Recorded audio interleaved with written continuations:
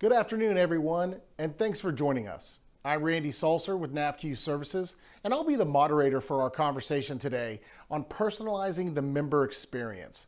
Our subject matter experts today are Jody Bhagat. He's the president of Americas at Personetics, and Greg Cornell. He's the executive vice president of member experience at California Coast Credit Union. Jody brings deep operating experience in financial services, managing direct channels, launching digital ventures, and leading digital transformation programs. He was previously a partner at McKinsey & Company, where he helped financial institutions define and execute digital transformation programs to drive customer growth and operating efficiency. Jody also served in senior digital operating roles at U.S. Bank, Wells Fargo, and Providian. In these positions, he led digital sales and service functions and direct-to-consumer businesses to deliver organic growth and enhanced consumer experience. For over 30 years, Greg has guided marketing strategy, brand development, asset management, product development, and process innovation, along with providing operational leadership in the financial services industry. Prior to California Coast Credit Union, a $3.6 billion credit union based in San Diego, Greg served as the vice president at MUFG Union Bank. He's the director of digital marketing at Hyundai Capital America and vice president of marketing strategy and programs at HSBC Auto Finance. He also held managerial positions at Providian Financial Corporation and Cendant Corporation. Jody and Greg, after that long introduction, it's such a pleasure speaking to both of you. So thanks so much for being here today, and welcome to the webinar. Glad to be here, Randy. All right, well, take it away, guys.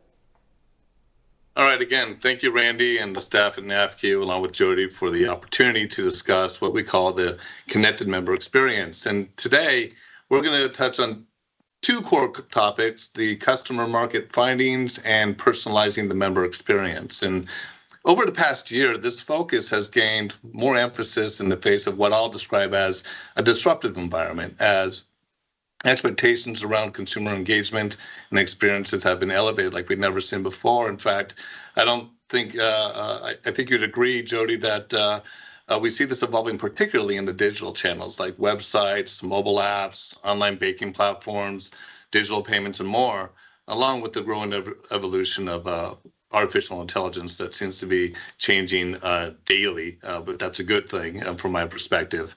And our focus at CalCoast on the connected member experience is the linchpin, really, for what we're trying to create, as it's essential to our growth, our ability to retain business, enhance member engagement, and fuels new transformational efforts as it pertains to deepening member relationships and improving our members' financial wellness.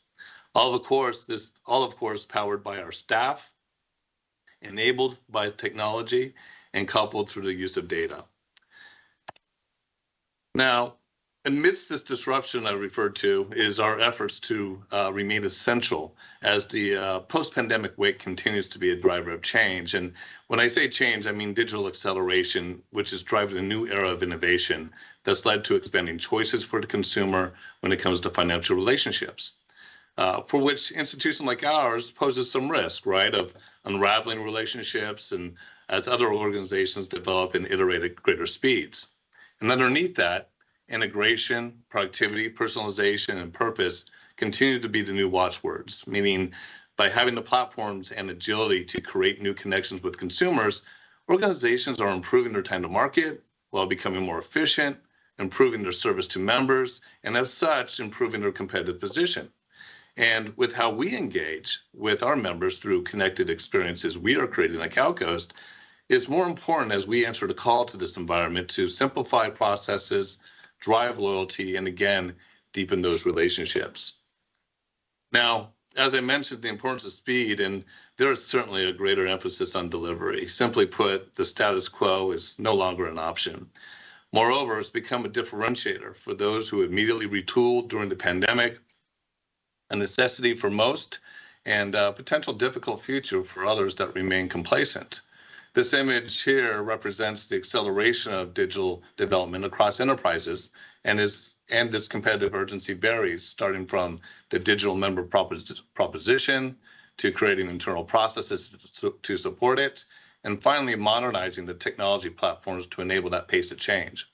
Now for Calcoast, I feel we're firmly in the hunt, as I would place us in that 62% realm, represented here, having a considerable focus on tech-centric models such as cloud computing, artificial intelligence, and integrated digital experiences that complement human expertise.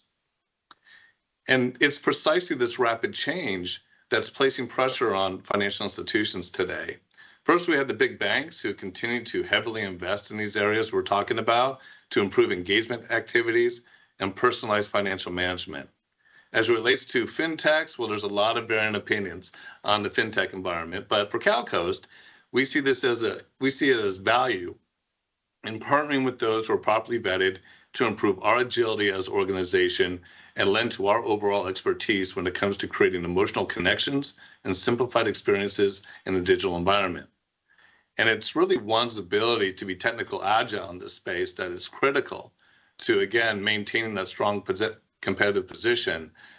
This means a continuous focus on the digital first mindset, reducing cycle times, and while investing in R&D, research and development. Now, why is the digital first mindset so important? Well, there continues and will continue to be a separation between digital and offline channel utilization. During the pandemic, we saw a huge migration to digital for obvious reasons. And what that did was it really closed the gaps in a lot of ways from generational segments. We still have separation, but not as much as we had before. And adoption is just no longer limited to those more youthful audiences as they continue the lesson going forward. And moreover, in aggregate, 57% of consumers prefer to engage through digital channels, with 53% who prefer to purchase online. Now, we also see that Gen Z is more than 1.6 times more likely to engage through digital channels. But although Gen Z and Gen Y will continue to expand those digital footprints going forward, we will not abandon the vast number of members that will still prefer offline channels. In fact, we see here about 43%. Moreover, hyper digital users like Gen Y are also big fans of branches and call centers. And this data aligns closely with what we're seeing at CalCoast. So, Jody, what are you seeing in the landscape today? Yeah, thanks, Greg. And first, I just wanted to say what a pleasure it is to partner with such an organization that's leaning in like CalCoast. So, Greg, to you and Todd Lane and Kathy and the entire team, it's a real pleasure. And of course, NAFCU provides such valuable research and services for credit unions. And I'd like to share our perspective, which I hope will be complementary. So, Greg, as you were saying, credit unions and banks are really facing competitive pressure from multiple directions.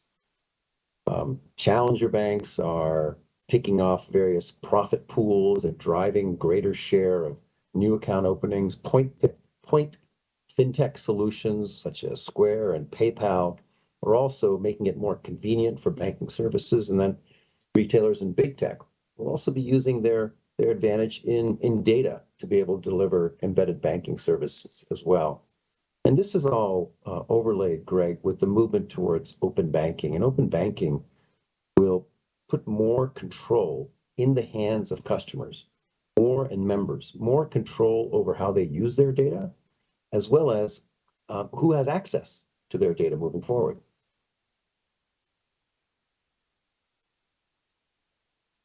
So what we believe is going to happen is that this period of transition, and the industry is in a period of transition, we'll see greater disparity between leaders and laggards, and not just in terms of the member experience, but also in terms of hard financial metrics, in terms of ROA and ROE. This will be exacerbated by a number of factors. One is the rising rate environment will put more money in motion. Second, this accelerated shift to digital, which, Greg, you articulated so well, which is going to continue to put pressure on making greater investments in digital to basically keep up or feel like you're just achieving parity. Third is that there are some organizations that are really hampered by legacy technology stacks. And in some cases, it's the pace of the platform provider, which will dictate how fast credit unions can move, even if they have a broader appetite for change. And then new distribution points for customer engagement that we discussed. which have a tendency to create additional points of banking services for members, which again will put more pressure on credit unions to be able to create a more holistic relationship.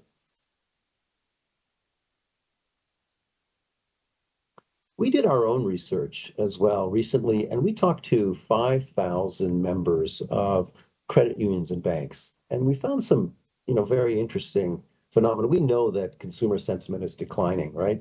And over 90% of customers and members are concerned about fast rising prices. 60% have cut back on non-essential spending. Almost 40% are reducing their home energy usage. But we also found some interesting statistics beyond this. On the next slide, you can see that members told us that they really want to see more personalized and proactive support from their institutions. Over 40% said they want to see personalized advice and money management in the mobile app. About 30% said, you know my finances and my cash flows. Tell me how much I can save every month and how much I should be saving every month. Almost over a quarter also said, leverage my transaction data and recommend to me what products and services I'm better suited for. And probably the most interesting number here is that almost 60% might switch to a competitor for better money management features. So Greg, with all of this as a backdrop, how can credit unions now take action to be able to deliver on this kind of member experience? Yes, thanks, Jody. And the data that you're displaying here aligns well with Calco's reaction, where we are simply staying true to our vision. Luckily, we had a very similar vision prior to the pandemic, so we got a little bit of a head start in how we engage our members and create those exceptional experiences. And personalizing financial management remains a priority as personalization and process simplification, driven by effective use of analytics, is the biggest gap that I feel financial institutions need to continue to bridge very quickly. And layered into this is a greater focus on providing members with instant gratification through what I call simplified complexity, where we absorb the complexity, but we don't put that on the members, where we continue to create engagements that are seamless across devices, effortless to the end user, and truly authentic. And this aligns with the technology we're pursuing at Calcos, like CRM, marketing automation, and expanding our content management tools to enhance contextual engagements and empower our members, our staff members. With that said, with technology as our enabler, we'll tap into what I call unclaimed growth opportunities to capture and improve member engagements, particularly in the areas of how we harness and leverage member data, creating engagement value by upgrading our system architecture, and bridging the digital gap, creating more flexibility for our members when they're toggling between channels, both digital and offline. So let's talk about that a little bit here. At the core is the use of data. Essentially, it's the fuel for the tools that we're bringing in to enhance the overall experience. It adapts to individual expectations, enables customized offers and services while delivering the best experience possible. To that point, data has become, in a sense, the new currency. Without connecting experience data to operational data, data analysis becomes fragmented and inadequate. It lacks the ability to predict an action or spot a member opportunity or personalized experience. And this is why we're investing to create this single view of the member, from understanding their history to their behaviors, experience, and intent. And it becomes a differentiator, sewing together siloed processes, real-time data, and intelligent technologies that power experiences to present operational efficiencies to the credit union as well.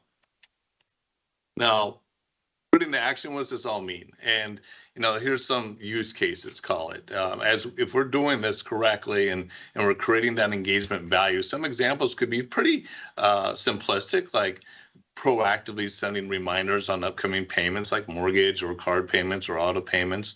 But the key is via the method they prefer. Right? We can all send alerts, but do we understand how they want to receive them if they're not telling us? Better anticipate products and services that a member might be interested in, and how relevant is it to them? Connect the dots between their income, expenses, savings, and provide that proactive guidance to help them reach their financial goals. Again, the key word there is proactive. And act as a trusted advisor on all major spending decisions, and even intervene and prevent purchases to help them stay on track with their financial goals. Basically, from a member's perspective, the way I look at it, it's banking they don't need to think about. McKinsey research found that 71% of consumers expect companies to deliver personalized engagement. Making matters worse, if a consumer doesn't feel they're receiving that contextual experience, it's easier now than ever for them to move to another provider, usually without fully closing their existing relationship. So with engagement value as our guiding light, we continue to monetize our member journeys. One example I'll provide is the online application process, something that we should all be focused on, by the way. It's such a key experience. It's the onset of a onboarding experience, and something that we struggled with, to be honest with you. And so we took kind of a more innovative approach. We didn't change our underwriting engine at all, but we decided to code our own experience. And we took a cross-functional team, folks who don't live it every day. We challenged every bit of the journey, every question that are asked. And we went from a 18 to 20 minute process online for deposits to a 4 to 5 minute process. And that 5 minute mark is so important because studies show that 60% will fall off after that 5 minute mark. So, and we saw that as well.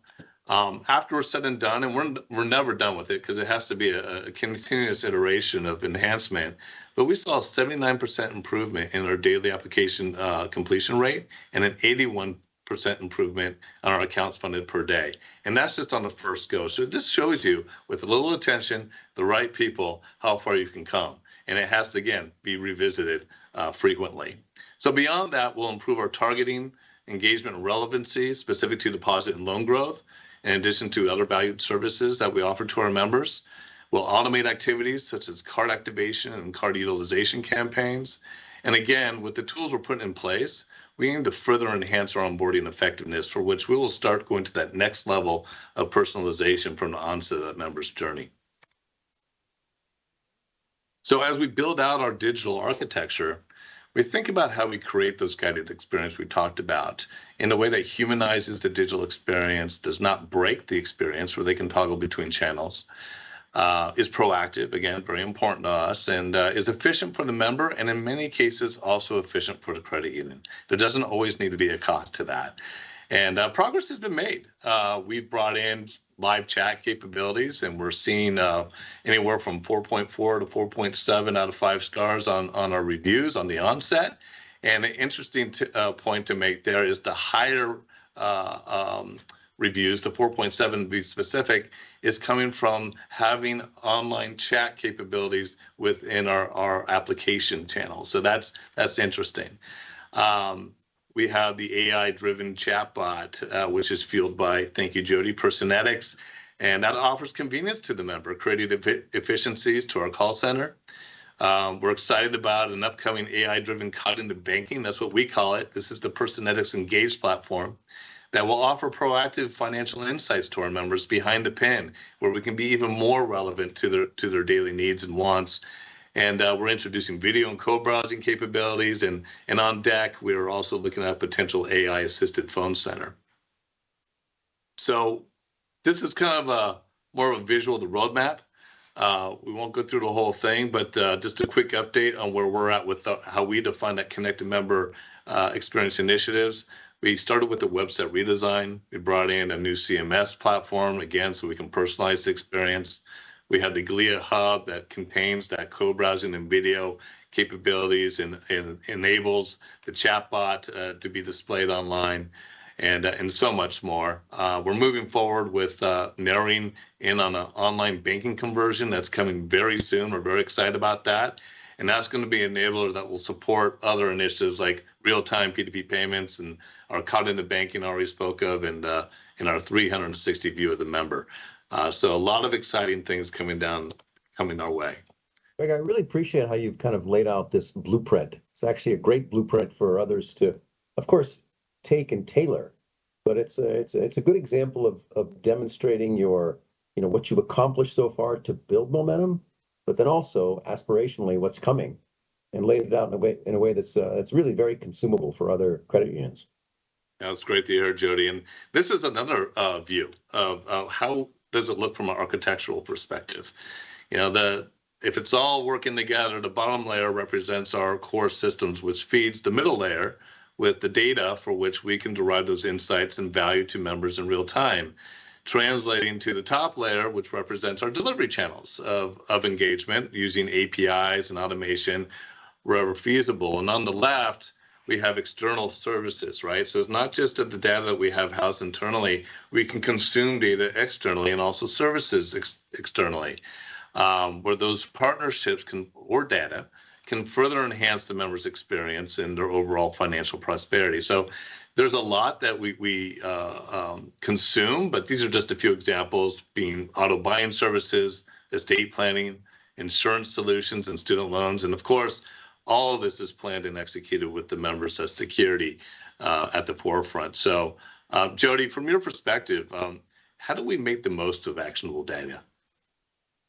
It's such an important point, Greg, and I really appreciate, again, how you've kind of laid out the framework or the kind of the architecture to be able to execute, because the name of the game really is execution. We've all heard the common refrain that customer data may be the most valuable asset for banks and credit unions.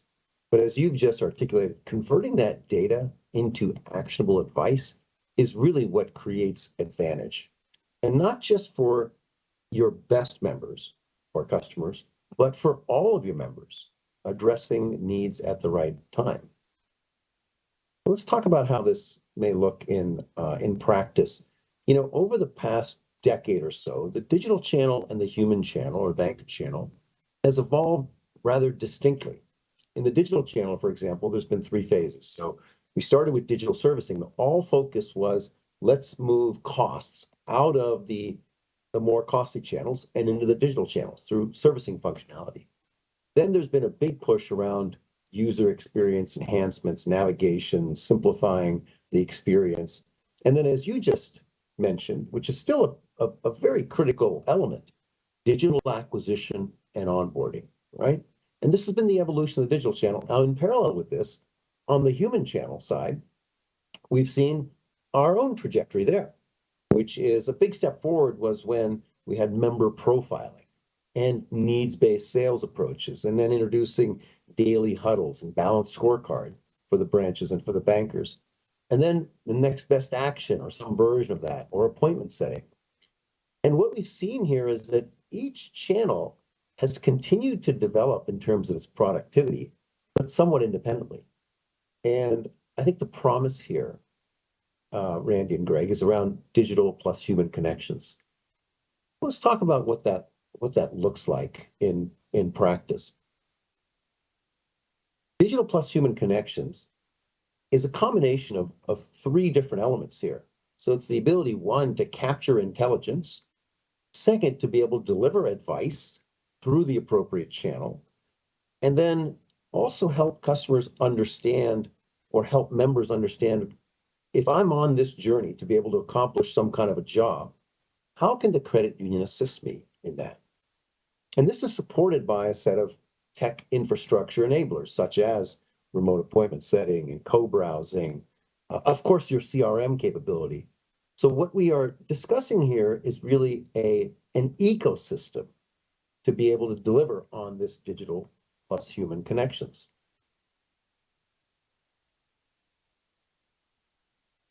Our premise here is that data-driven personalization is the new basis of competition. I'd like to just share with you a continuum of sorts, and then we'll take some real examples of how this can come to life. It starts with data cleansing and enrichment. The next stage then is around personalized insights and advice. Then journey enablement. This is around understanding what jobs to be done members have and how can you support that with a combination of products, insights, programs. And the last and the most ambitious is around connected channels, which is the ability to deliver unified advice to members across digital and banker channels. So let's double click now into data cleansing and enrichment. This is really involves taking member data and being able to make sense of it, cleanse it so you understand where that transaction occurred and what that transaction is, and making members aware of that. being able to categorize it. Does it fall in dining or home improvement, or essential bills? And then enriching it as well. Enriching it, so adding a location, a logo, identifying where that purchase was made, or the contact information for that merchant. So you're really providing clarity to the member in terms of just understanding their transaction data. This creates a foundation then for the next step, which is around personalized insights and advice. So let's dig into this on the next slide. When we talk about personalized insights and advice for members, it's helping members better manage their day-to-day banking. It's looking out for them. And it covers a variety, a panoply of different categories here, all around better managing day-to-day banking. It can be, here are your upcoming subscriptions, or you may have redundant subscriptions where you may be spending additional money that you don't need to. It's monitoring their transactions and looking for anomalies. So here's the first time that you're shopping at this online merchant, or we were expecting a cadence of deposits and one is missing, or one is less, or a bill is much higher than we typically see. Carbon emissions with carbon footprint, optimizing cash, or helping members understand their cash flow needs. So these are all examples of personalized insights. And as you articulated, Greg, insights can also make your virtual agent more intelligent, not just reacting to members' questions, but also being proactive. So for instance, reaching out to members and saying, activate your new card, and proactively giving them information when they're asking about if they paid my bill. So this is really valuable around being able to help members manage their day-to-day banking. But as we know, members have broader needs. They have goals that they're trying to accomplish. Let's dig into that on the next slide. These jobs to be done can cover a variety of different things. They may be interested in paying down their debt, or establishing emergency savings, better managing their spending, growing wealth, or improving their credit score. So these are jobs that occur over a period of time, 1 year, 2 year, 3 year. So in addition to personalized insights on how to better manage your day-to-day banking, it's incumbent also for credit unions to help members accomplish these jobs. That means recognizing the need, enabling this journey or job with products, insights, and programs, and then helping the member deliver on that and reinforcing their behavior as they're improving their situation. Let's take a quick example of this on the next slide. So let's say that we see in the members' transaction data, they've had an income gain, and they're also sending money to an external investment house. So let's interact with them and ask them if they would like to set up a goal. They're saving for something. And by the way, just by doing that, you also learn about what's most important for the member. And we'll give them an option. We can tell them, look, you can set aside X amount right now because we see that's you have more than enough to cover your expenses, or you say, let us do that for you. We'll do it in an automated fashion. Every paycheck will move over the appropriate amount of money. And most importantly, we'll reinforce the behavior on the way to that goal as well. Now, the last stage here is what we call connected channels, which is delivering unified advice across digital and banker channels. At its core, it's collating customer intelligence and then propagating it across channels. So this is enormous value of customer intelligence and member intelligence from the transaction activity. Understanding if you're a primary or secondary account. What are the total asset trends of this of the member? What's the volatility and stability of their income, as well as the volatility of their expenses? What's their capacity to save or invest on a given month? What kind of cash flow issues have they had over the last quarter? Are they revolving or transacting? Who are those external relationships with? What kind of loans do they have? Do they have payday loans, or do they have other kinds of debt that they're that's expanding or contracting? All of this intelligence now can be gathered and be propagated to the right channel. So let's take an example now about how this looks in practice. So now here's a member where we've seen a salary increase or a job change. They're keeping excess liquidity in their checking account. And we do see that they're moving money outside of the credit union to an external investment house. So in the digital channel, what we may do here is we may reach out to that customer, to that member, and ask them for input on their financial goals and set up an appointment for a free financial checkup, as an example. For the financial advisor, we are going to send this information, the financial activity map, identifying opportunities that we may be able to help this member with.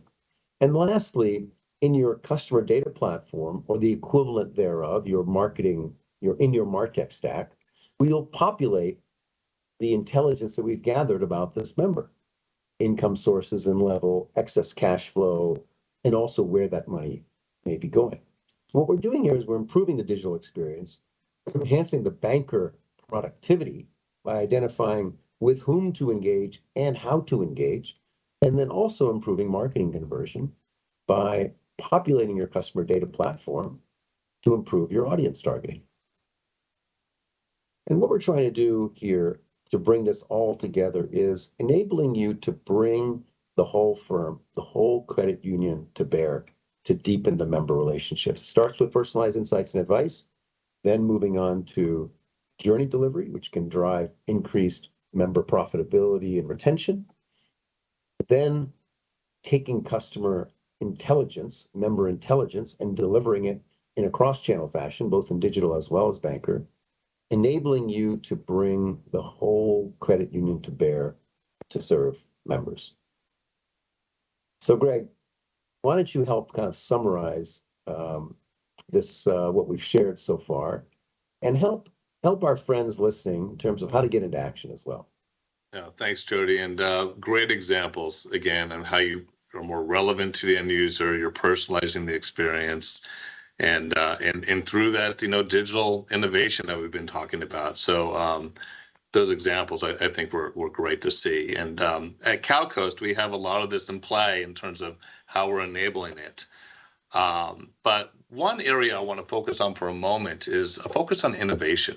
And this comes down to our culture in credit unions, where we must continue to develop in our everyday thinking throughout the organization at every level in this fast-paced market. And it's focused around our members, always the member first, whether it's staff or member facing or not, right? So if you're on the front lines and you're talking to the members, that's great. But what if you're in the back office? Right? What if you're writing requirements for IT? Does it start with, as a member, I want? That's the level of member centricity that we really want to get to culturally. And deepening relationships and engagement is part of this focus on innovation. And in a sense, has been reborn with technology, but certainly not at the cost of the great service that we provide. And we're developing that culture and seizing every opportunity with every engagement, whether it's by human or machine, and as well as creating a culture that's focusing on decreasing cycle times. Again, that velocity is very important now, and to increase our overall time to market. So a couple of things, I'll leave you with is we talked a lot about, our connected member experience, and here's some of the key takeaways, at least on the CalCoast side, where we need to stay relevant and get the essentials in place, right? So there's a lot of new technology out there, a lot of shiny objects. We need to get the core foundational items in first and stay true to that vision so we can accelerate with the market. Secondly, we strive to embed member experience in everything we do. I was just talking about that culturally, and get personal, right? And not in a strange way. It's personal where it's more relevant, right? Demonstrating our understanding of the member. Again, that banking you don't need to think about within all channels of engagement. And again, penetrate those untapped opportunities. Those untapped opportunities are where we're not having the conversations today, where we can start that conversation for the betterment of our members. And then double down on strengthening our instincts and reflexes as an institution when it comes to extending our reach and identifying more value to our members. And again, focusing on continuous innovation, increasing our clock speed of member delivery. Increasing our clock speed is really the ultimate proof of member obsession. It's all about understanding our members' needs, delivering better solutions, testing and experimenting, and constantly iterating, and where it permeates throughout the entire organization. And then the last thing I'll say is, and it's a constant reminder, is avoid tethering the past to the future. Jody, any final thoughts on your side? Well, I think those are such good points to reinforce. And I think what you're pointing to, Greg, is the balance between the two perspectives, which is have an ambitious set of goals here in terms of what you're trying to achieve between digital plus the banker or the human channel, but act in a very tactical and operational way so that you're gaining momentum at every step along the way. And if you can hold both of those, create aspiration, inspiration, and galvanize the organization towards an outcome while making steady progress and having a good blueprint to execute against, that's what will really create, and all surrounded by a focus and intent on innovating on behalf of the member. And I think that's, those are some really good takeaways for the organizations that are listening and thinking about, where do I start? How do I start? How do we gain real momentum here? Absolutely. All right. Well, thank you so much, Jody and Greg. We got a few questions I want to dive into. I won't throw any of mine out, but I've got a lot of questions afterwards for this one. Maybe we'll start with you, Jody. In the race for deposits, and everybody's been talking about liquidity, and especially for the last 90 days, 90 to 120 days. In this race for deposits, how can credit unions compete in using this digital channel? Randy, such an important topic in today's environment with rising rates and more money in motion, and also stress on the household economics as well. And I think it creates a great opportunity for credit unions to really exhibit their promise to members, to really look out for members. So there's a real opportunity here in terms of enhancing the proposition with things like insights around a member's cash flow to help them understand when can they save more. The ability to set up emergency savings capability, the ability to anticipate cash flow issues. These are all things that are around a core checking proposition, a core deposit proposition, but demonstrate that the credit union is on the side of the members with an intention to help improve their financial well-being. And we believe that messages like that resonate very well when a member is looking at what's the institution that's going to help me, not just with an account, but also to look out for me to improve my financial well-being. Yeah, I love that answer. Greg, how about you for this one? How much of a role does automation play in consumer experience? I think it's a tremendous role that it plays. It improves the time to address the needs of the end user at the end of the day, and time is valuable, right? And it elevates your staff, as Jody was alluding to earlier, to have more of those enriched conversations and those more complex conversations. And again, by saving time through real-time fulfillment, increases satisfaction and reduces overall operational expense to the organization. So it's truly a win-win situation. An example I think of off the top of my head is, artificial intelligence. It's a great example of, how chatbots or insights behind the pen or pursuing robotic processing automation offers impactful business insights so that we continually build better paths and journeys for the user, reduces wait times. It provides 24/7 availability and helps gather data to personalize the member experience to the next level. So I think it's a not only an opportunity but a necessity to create as much automation and smart automation, I'll call it, as possible. That's right. So you guys both mentioned this huge amount of investments from the bank side and what credit unions have to compete with on that level. How can credit unions stay ahead of the competition? And maybe why do you think we are ideally positioned to do so with this personalization? So Randy, there's two parts of that question really. One was, why is it so important? And secondly, is it practical to be able to execute on that? So why it's so important, we've heard from members around how they're seeking help from their credit union in terms of, particularly in terms of challenging environments, to be able to improve their financial well-being.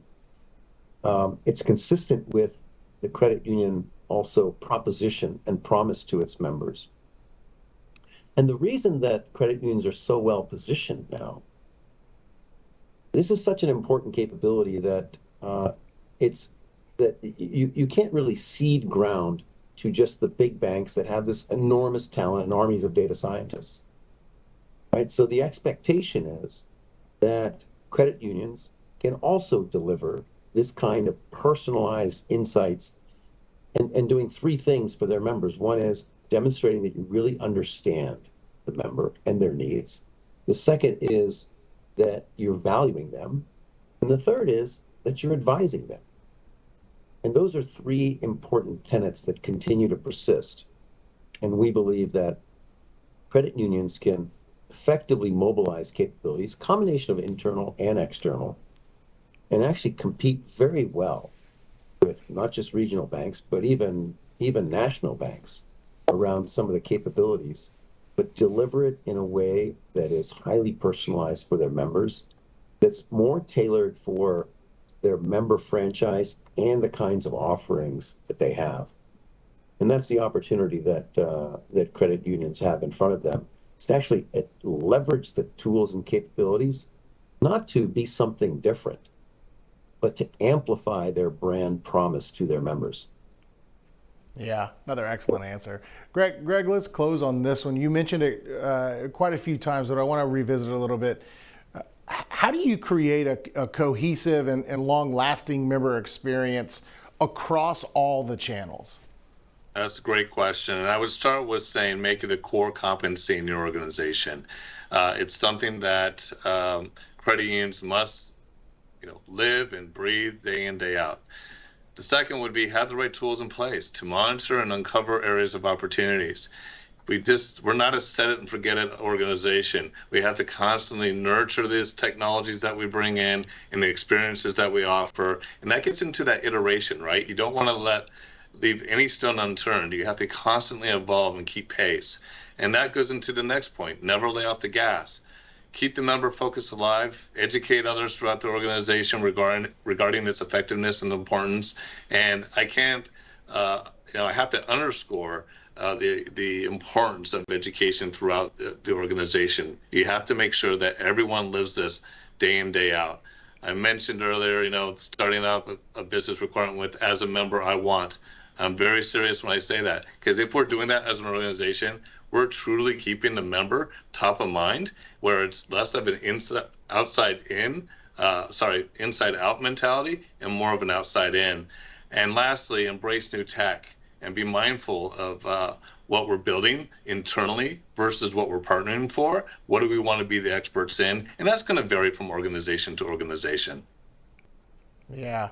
Well, what an excellent webinar today. Jody and Greg, thanks so much for your time today.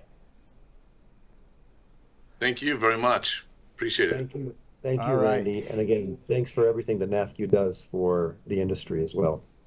Yes, no problem at all. We truly enjoy it. If we didn't get a chance to address your question on the line today, we'll make sure someone follows up.